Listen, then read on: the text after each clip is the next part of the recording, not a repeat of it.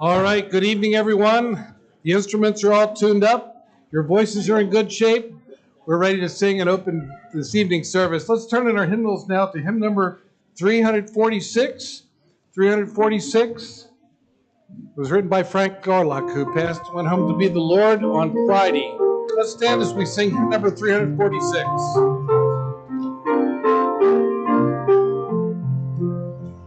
There is a way for sin to be forgiven. There is a way prepared for you and me. There is a way that leads us all to heaven. And may it rise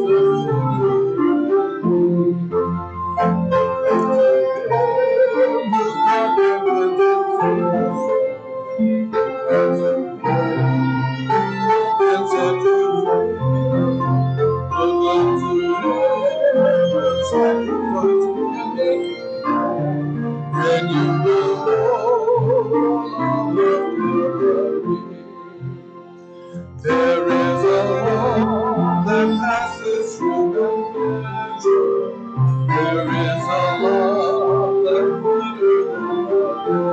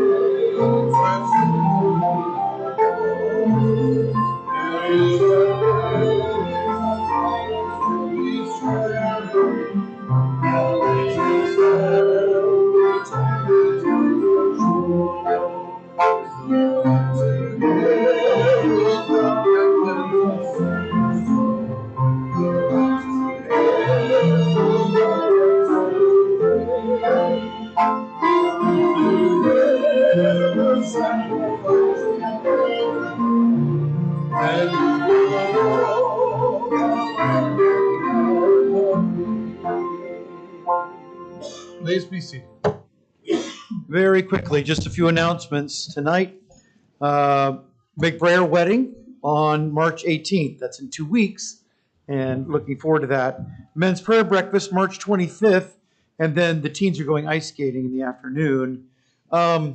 Just keep in mind the Bixby's this week, Tim and Ruth in Bordeaux, France, serving the Lord there.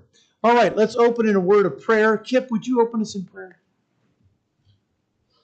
Lord, we thank you for a chance we have together in your house tonight, Lord, studying your word, that your name will be there. We ask that you guide the worship service here tonight. Amen. Hymn number 340. Hymn number 340. Give him the glory. Hymn number 340.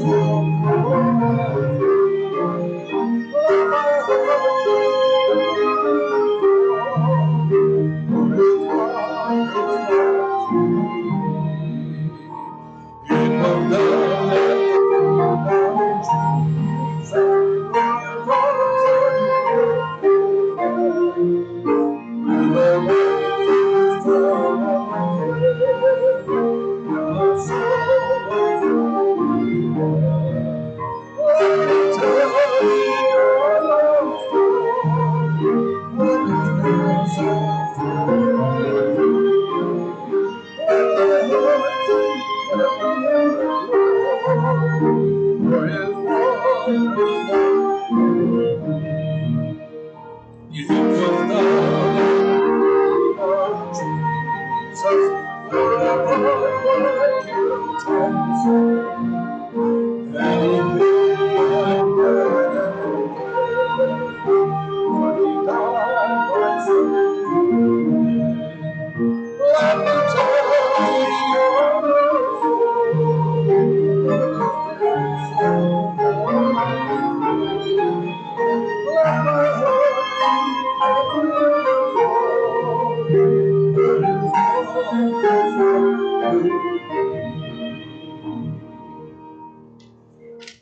Okay, Bible memory time. We're just learning verses 5 and 6 this month, but we'll start at verse 1, get a running start so that we'll be able to kind of work into it, all right?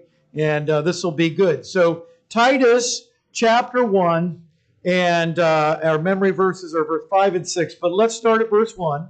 Titus 1:1. We get to verse 5 and 6. That's the memory part. All right, Paul, a servant of God and an apostle of Jesus Christ, according to the faith of God's elect and the acknowledging of the truth, which is after godliness, in hope of eternal life, which God, that cannot lie, promised before the world began, but hath in due times manifested his word through preaching, which is committed unto me according to the commandment of God our Savior.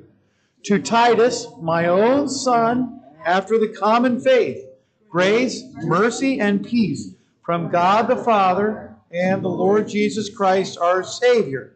For this cause I left you in Crete, that thou shouldst set in order the things that are wanting, and ordain elders in every city, as I had appointed thee. If any be blameless, the husband of one wife, having faithful children, not accused of riot or unruly. We'll stop there. It goes on with these qualifications. We'll stop there. So, Paul left Titus in Crete with a job, a mission to do. And we'll talk about missions a little bit this evening. He left him with a mission to do. He was to appoint pastors.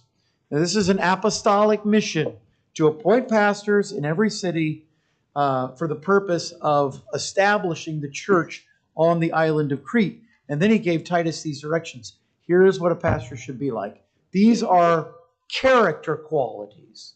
And really, you pastors are, they're determined to be qualified based on spiritual giftedness, character, and desire.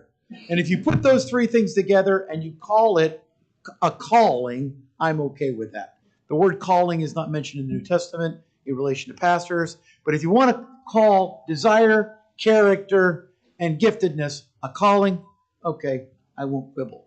But let's look at verses 5 and 6 again and try to put those, commit those to memory as we go through this book. For this cause I set thee in Crete, that thou shouldst set in order the things that are wanting, and ordain elders in every city, as I had appointed thee. If any be blameless, the husband of one wife, having faithful children, not accused of riot or unruly. All right. Very good. Now, how do you do this? The older we get, it takes a little longer. You just have to go over it every day. And if you don't go over it, but on Sundays, or even try to cram it in the old Awana style of memory verses, it's not going to work, okay? You have to do it every day. But I promise you, if you do it every day, you can. Vernon used to memorize all the verses, but he did it every day, faithfully. And that's how you do it. So spend some time this week going over your verses. All right, let's sing another song. Let's turn to hymn number 376, a short hymn, More Love to Thee, O Christ, 376. Let's stand together as we sing, More Love to Thee.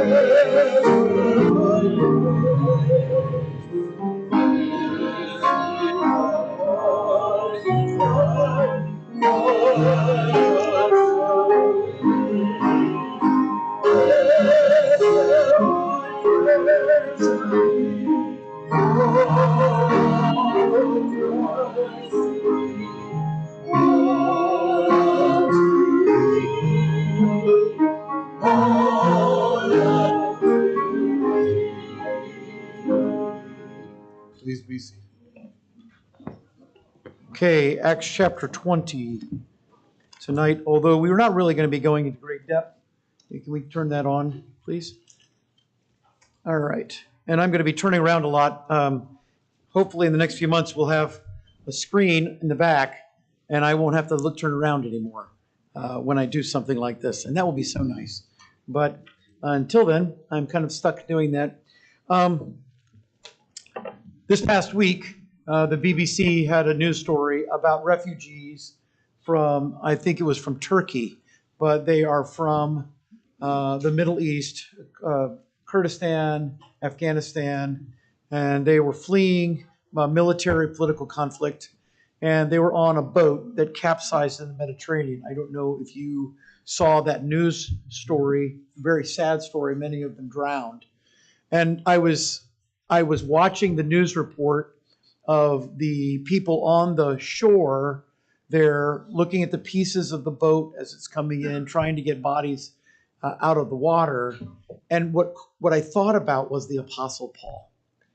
How many times he was shipwrecked, multiple times, that he was in a very similar situation.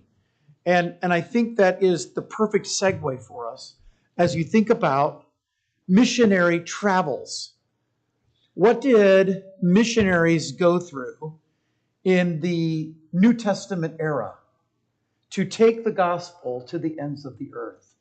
It wouldn't be something even like going on vacation today, even if you go far away like I did. It's so life-changingly difficult and dangerous. And so I was thinking about that, and I came to this text, and I thought it would be good. Let's read, I think I've got the first first three verses of Acts 20. After the uproar was ceased. That's the problem in the amphitheater, where the Ephesians are screaming, "Great is Diana of the Ephesians." Paul called to him the disciples and embraced them and departed to go into Macedonia.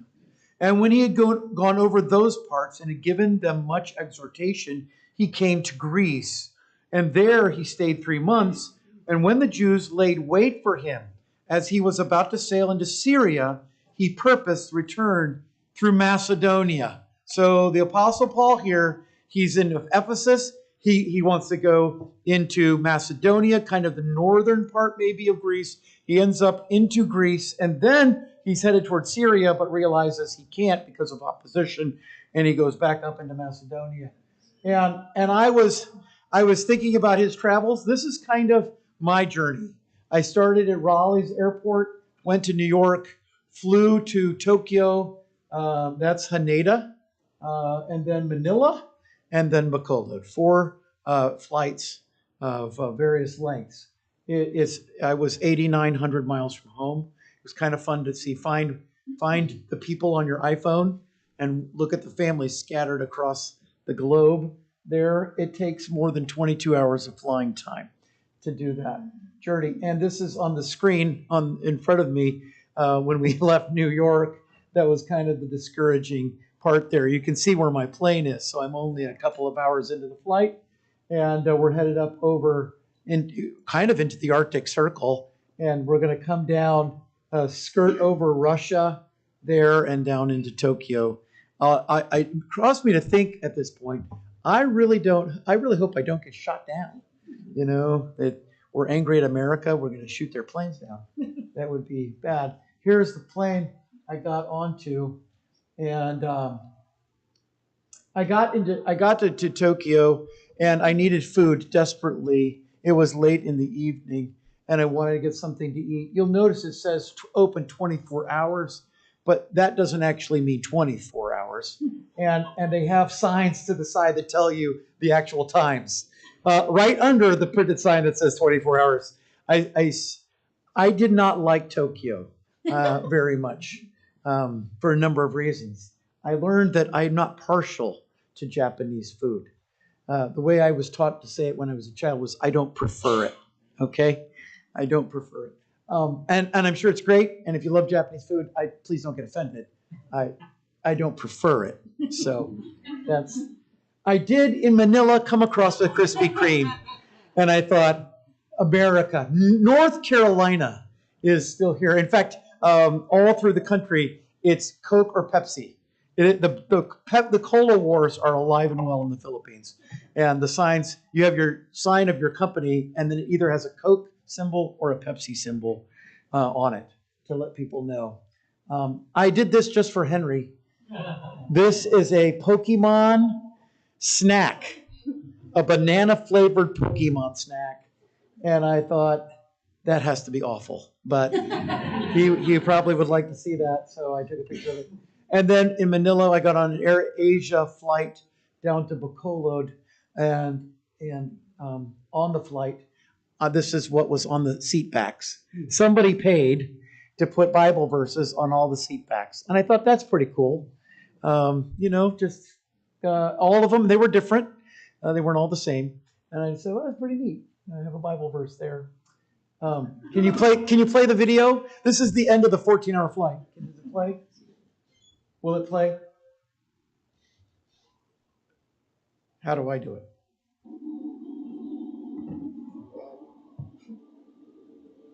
It's been 14 and a half hours.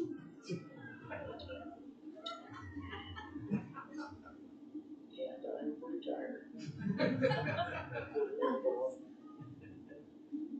Pretty good, actually. Yeah, that's what happens after 14 hours on an airplane, flying all night. Some of the difficulties missionaries experience. And these are, even today, these are our missionaries. This is what they go through. Exhaustion of travel, food options can be limited, sleep deprivation, and then the cultural differences. I was really reminded that I'm not in Kansas anymore. We talked a lot with the pastors of cultural differences. And even the subject matter, I was teaching biblical counseling. There were a lot of cultural issues that we had to discuss. And I would say, now this is how we do it in America. How do you do it in the Philippines? And then they would share some of their thoughts about the Philippines and the way they think about these things. One of the big concerns would be, no, Filipinos will not go see a counselor if it costs money because they just are so poor. They're not going to spend their money on that. So we talked about the importance of making your pastoral counseling free and letting them know, I will be glad to shepherd you, but it is free. And so they will come. I got to my hotel. It was called the Sucro Hotel. I got this hotel because it was the cheapest hotel in Bacolod. I was not intending to stay in a hotel.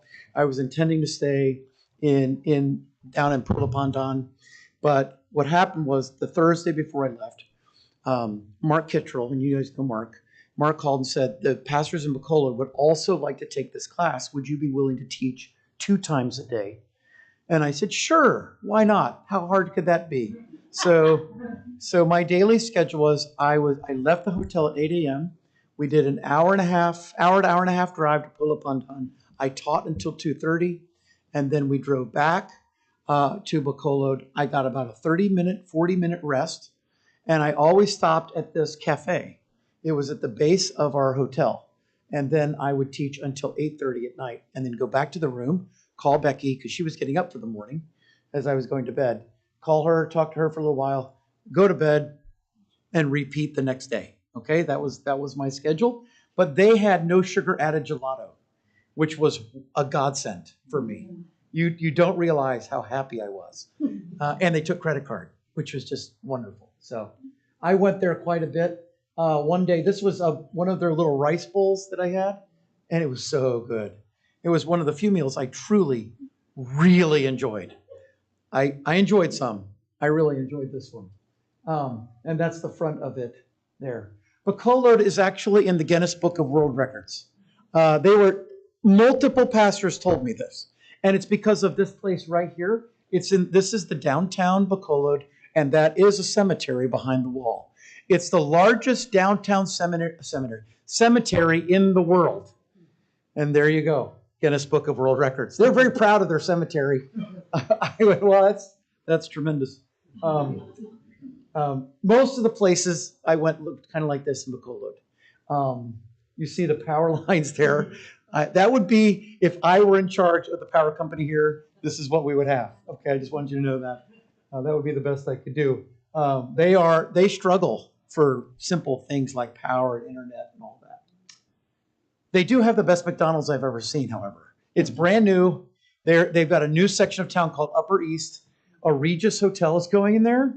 Somebody's pouring a lot of money into this city, and it was beautiful. It's 2 stories, glass, and food's the same. It's still McDonald's, but it was a beautiful McDonald's on the outside. That's the mall, a brand new mall that just was built on that nice section. There's the church. This is where I taught at night, Maranatha Baptist Church, and they've celebrated this morning, so it was actually for them yesterday. They celebrated their 61st church anniversary. And they had something called Thanksgiving and First Fruits. And the First Fruits is actually an offering, and the Thanksgiving is actually fruit. So I thought that was kind of interesting. I would have kind of thought of it the other way around, but that's okay. They had 2 pastors. They were both from Hong Kong. Well, one was from the Negros Occidental Island. The other one was from Hong Kong. And they had, the whole church brings fruit, and then they give the fruit, what's left over after a big celebration, get cake and pie and fruit.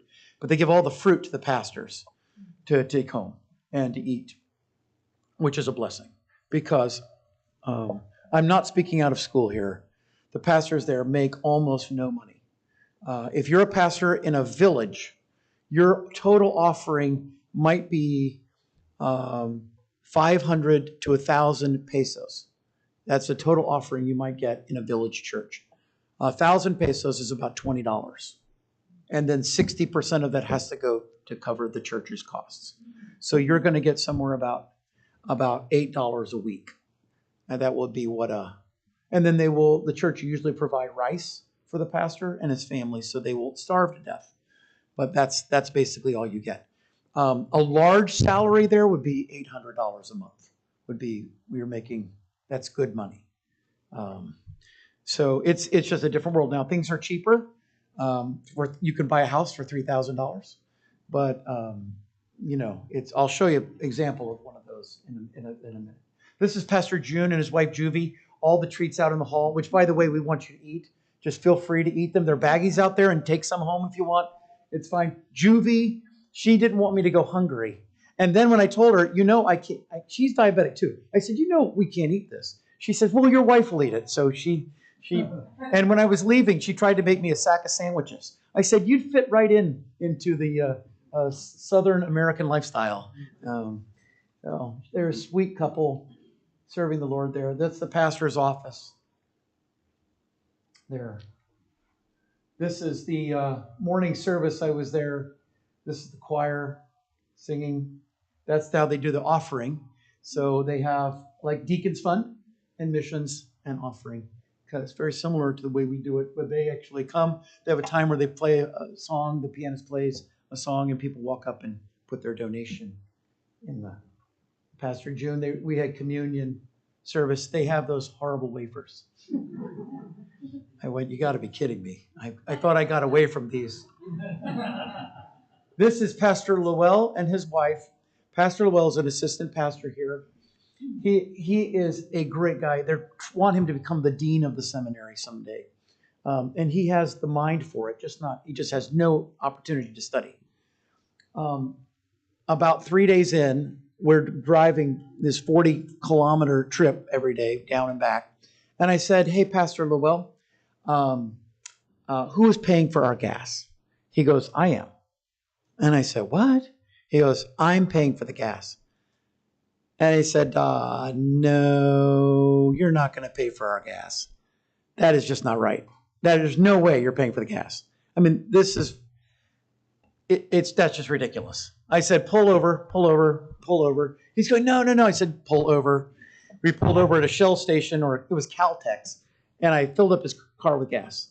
And then he looked at me, tears in his eyes. He said, it's only the second time I've ever had a full tank of gas in my life.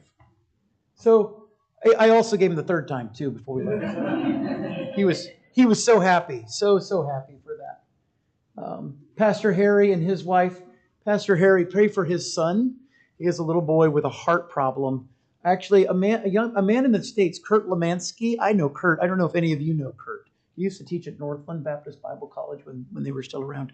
Kurt found out about it through Facebook and sent him a bunch of money to cover the cost. Medical care is very expensive there. And his son has to have a heart operation. Harry is about half my height. He has some leg problems. And he is one of the funniest, sweetest men you'll ever meet. Just a pleasure, a joy to be around. He drives this. This is his car. It's the tricycle. And I'm telling you, my wife would love one of these. It's awesome. You see them all over the streets. Somebody said, are you going to ride in one? And I said, no, I'm not that brave, but they are cool. This is Pastor Archie, and his son had the bagel on his head at one point. And his wife, Archie is a really neat guy. I don't know if you remember, I told you a story about the youth pastor who was making $5 a month and all the rice he could eat and lived in a dirt floor house. That was Archie. And he's married now. They have a better house, but on the left her name is Noverly, and on the right is Job, and the sweetest little girl that they have there, and she's the church secretary. I took them all for dinner last Sunday night, and we had a good time. They were so happy to eat out. They never get to eat out. So we had a really good time doing that. This is Pastor Lowell's home. Just what you'd expect, pretty basic. I said, do you have air conditioning? He said, we don't call it air conditioning. We call it air continuous. They have fans. And I said, what do you do when it gets hot? He goes, we just are hot. I went, okay, well, I understand. This is the church. I don't know if you can see this clearly. They leave the back door open. So there are cats that live in the church. On the left, there's a cat way up at the top. Do you see the cat? And then over to the right, they regularly have a dog just sitting in the middle of the aisle, in the center aisle. Just a big old black dog just laying there on his side asleep, sleeping through the preaching. Terrible. And I think we can play this if you can.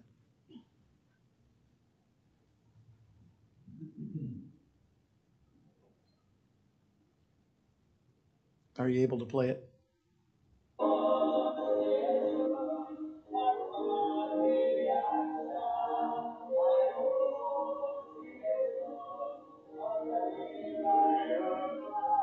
This was the early service at 7:15 in the morning. Culture. I just said, no. Never. I was able to sing the song even though, I didn't know it in the original Luongo. I said, all right, that's Fanny Crosby. To God be the glory. What just happened? I didn't turn it off, did I? There we go. So they have other religions. Obviously, this is the Carmelite missionary Catholic group. They have Jehovah's Witnesses. They have Mormonism. There was a beautiful Chinese temple that I tried to get in on the Saturday when I didn't have anything going on, and it was all locked, which I was disappointed. This is another Chinese temple that they have there in the city. They have Taoists and Taoism and UNCism. I don't know if you're aware of that particular cult. I was sitting in the cafe and I look up and I went, just go, okay, yeah, UNC. Well, what? I've got to get this girl's picture. So we're everywhere. Okay, so down about an hour and a half from Bacolod is Pula Pandan and the Hayworth Seminary. Logos. I I was thinking, you guys have they have no resources and no money to buy anything. So I said, there's got to be a way of getting resources. And I was thinking my friend Mark Ward, who works for Logos and Lexham Press out in Seattle area. And so I sent him an email. Mark, I got all these pastors here. They have nothing. No way they can buy books. And he said, there's a free version of Logos. And then you can get the free book of the month. And so I thought, that is an excellent idea. So I showed them all how to download it. We spent part of our class time downloading Logos onto their devices. And they all got the free book of the month, which was about a $20 book that was free on Matthew and Mark, a commentary on Matthew and Mark. And I said, this is great. And then it turned March 1st, like 2 days later, and they all got the free book of the month for March. And so, after a few years, you've got a pretty good little library that Logos offers. But no resources. Their library in the seminary had Vines, Concordance, had a couple Oliver B. Green, I think, books. It was like 7 books total. That was the library. It was nothing to speak of because they just don't have the resources to do it. That's the building. It's a big cement building. And actually, all I kept thinking was, if we could take a missions trip here, we could make this building look great. It needs to be painted in the worst way, cleaned, painted. It would be sparkling. Yeah, it would be awesome. This is, as you come into Pula Pandan, when COVID hit, they locked this village down. All the villages were locked down. Nobody could go in or out. They brought food in for people living in the village, but people were starving. I don't know if you remember, we gave money to Pacific Rim so they would provide rice for people living in Pula Pandan because they had nothing. This is the police department. And as you come in, there's actually a checkpoint, and there are the policemen working hard. They were just, waving us through. Really nice. This is Pula Pandan. This is kind of what you see. A lot of vegetation and just a lot of overgrown things. I saw a lot of water buffalo. I saw a guy actually plowing ground with a water buffalo. I wish I'd gotten a picture. We were in a hurry. I couldn't get the guy, Pastor Lowell, to stop in time to get a picture of it.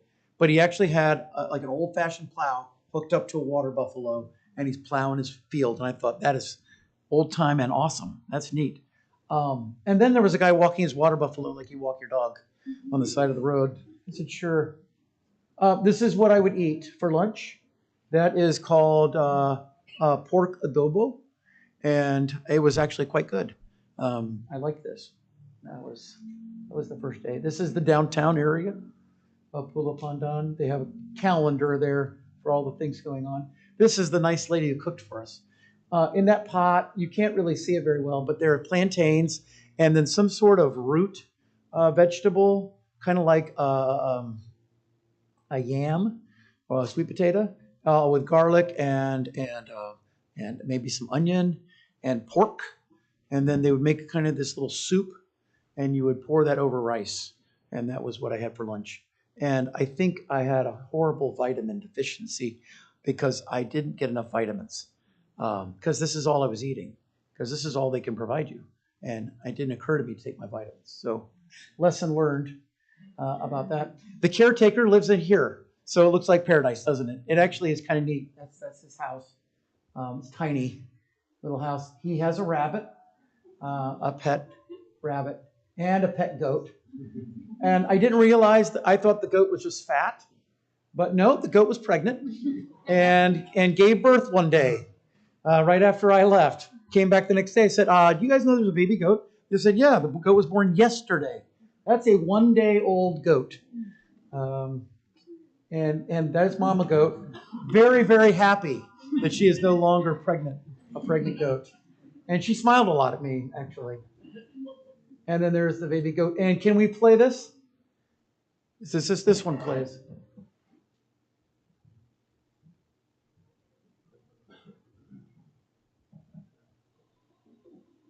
You got to watch this goat, this baby goat, figuring out his legs.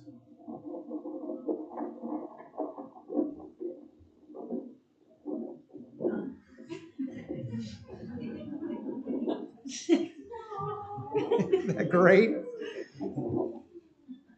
That was fantastic. They also have a rooster, and cockfighting is not illegal in the Philippines. This rooster has been in 3 and won all of them. He has that little white patch as an injury from one of his fights. They're quite proud of their rooster. I went, sure. They said, you don't do that in the United States? No, it's against the law. So we don't do that. This is a salt farm. So they bring in the salt water, they pump it in using windmills. Then there are people out there with kind of squeegee kind of things. They rake it back and forth. Water evaporates. It becomes salt. They collect it, sell it for about 80 pesos a bag or something like that. And, $1.50 or something for salt. One day I was just walking around during our lunch, and we have this kind of cement area where people eat. One of the pastors was also relaxing on here. I actually laid down on that table and went to sleep because I was tired. This is the bay. Across the bay is Alligator Island. Can you figure out why they call it Alligator Island? It looks like an alligator. I thought there were alligators there, and they went, no, it looks like an alligator. I said, well, yeah. Over to the right, that little kind of mound island over there, that they apparently in May have a giant mango festival. They claim to have the best mangoes in the world. I don't know. I told them I don't prefer mangoes. So. All right, so missionaries, they also travel with companions. And you'll notice here in the text, it talks about Paul's companions here. It says that into Asia, Sopater of Berea and of the Thessalonians. You notice the places he's already been. He's got people with him, Aristarchus and Secundus. And then of Derbe, he had Gaius, and then Timothy, and then of Asia, Tychicus and Trophimus. And here are the people, Pastor June, Pastor Harry kind of lead the church. I took them out for dinner the last night I was there, mainly because I just didn't want to eat by myself. And they were very happy because I said, get whatever you want. I spent about $5. They spent about $20 each. And during the meal, because they'd never eat out. Pastor June looked over at me and goes, I'm really going to miss you. And I went, yeah, I think you're going to miss my credit card. I don't think you're going to miss me much. Okay, this is one of the pastors. Last day, he was riding with us in the car. Pastor June again, Pastor Harry. And then finally they strategize in keeping with their mission. So Paul writes of these, if I convince them that this is not really the right approach, they're taking a test. That's on the last day. They would come, this is the group in Pulipandan. They would get like a hot dog bun. That's their snack. It has no meat in it, just a piece of bread. But they pay $5 for the course. So out of that $5, they provide them this little bit of bread. But we feel like they should pay something, is kind of the thing. This gentleman here, I thought had died. They told me the older pastor had died. I was sure it was him. And when I saw him, I looked at him and said, brother, I thought you had died. And he got a big kick out of that because he is not dead yet. We would meet there inside the building. This is up in the Bacolod at Maranatha Baptist Church. Up in the far left-hand corner, upper left-hand corner, is Joseph. Joseph has extreme form of type 1 diabetes, and it causes him heart problems. So he was there the first night, and he was there the last night, and he was in the hospital the rest of the time. And he blamed me for his hospital stay. He said, you taught me, and now I'm sick. But he was joking. He's a nice guy. They're all good guys. They were taking their test and slaving over it, really working hard. This is the group down in Pulipandan. These men don't know English as well, and so it took them about 2.5 hours to complete the test. And some were not able to finish, but it was just because you're translating it. And Harry missed the announcement that you could use your notes. And that was him after he found out that he could use, it was open notes. And he goes, really? Yes. So he was very unhappy and sad about that. Coming home, I left Our time, I left Thursday morning. About, let's see, it was 10 there, 8 in the morning, Thursday morning is when I left. And I arrived home Saturday night at 6:30. So that's how long it took me to get back. I went Bacolod to Manila, spent the night in Manila, nearly died in traffic with my driver, who then bribed that guy. That was awesome. And then went to Narita, learned that I don't understand the Japanese at all. We just think differently. You know, when you dial 0 and get the operator, they dial 5. And every other country I've been in, it's dial 0. Theirs is dial 5. Yeah, I could give you a ton of examples where I don't understand. We just don't think the same. And that's fine. I was so thankful for one of these lounges in the Manila airport where I could get a Diet Coke and relax on my trip. I got up in Tokyo, got on one of these buses to go back to the airport, and this was the line to go through security. And I called Becky and I said, well, I'll be here for a while. We can just chat because it's going to be a long time. The guy in front of me there in the black, he said, would you hold my place? I'll be back. He never came back. So I don't know what happened. I held his place. This is the board. You read? I don't know if you can see it clearly. I don't speak Japanese. So I'm trying to go, where is my flight? Where is my flight? And yeah, that was a little tricky, but I figured it out. And so praise God. I made it home. Thank the Lord. Well, that was the trip. And I just want to encourage you that our work of missions here is comprehensive. We are trying to reach the world with the gospel, and Pacific Rim Missions is one of the ways we're doing that. It's a heavy investment we made. But I want to tell you, I had pastor after pastor as I was leaving come up and say, you don't know how much I needed this, how much I learned from this. Some of them said, I've already had a counseling session with people, and I was trying to put into practice all that you were teaching us. And they were learning. On the way down to take the test in Pulau Pandan, the group in Bacolod took it Wednesday night, and Pulau Pandan was Thursday morning. On the way down there, Pastor Lowell basically regurgitated everything I taught him over the 2-week period. He said, I met a pastor friend who does he teaches Christian counseling at a different seminary there in the Philippines. And they started having a conversation. And he said by the end of the conversation, that pastor who teaches counseling told Pastor Lowell, I need this training. He said, your approach is so much better than our approach. He said, in our seminary, we teach people that you can actually biblically counsel unsaved people, which I said, okay, it's impossible. You can't do that. That was lesson number 1. You can't counsel an unsaved person. You evangelize him, but you can't really counsel him because he can't change. He's dead spiritually. And Pastor Lowell just regurgitated the entire thing. And I thought, we got to all the way down the hour-long trip. I'm just sitting listening to him talk. We get down there, I looked at him and said, you got it. You got it. You figured it out. I said, now, there's a lot more to this, but this is the basics. And if you can just do this, then you could become an expert counselor. You really can. And they were all just so excited. And I am so thankful for the investment we made there and being a blessing to them. We really support this group. We support Mark. We support the mission. We support Tim Valiente. He's the academic dean there. We really put a lot of money into. Oh, and we bought them 2 printers because the printers were on a huge sale. And the first day we were there, we went. You remember voting on the printers? So they were so cheap, and the ink there is really cheap. That I said, let's buy 2 of them, and then you'll just have them forever.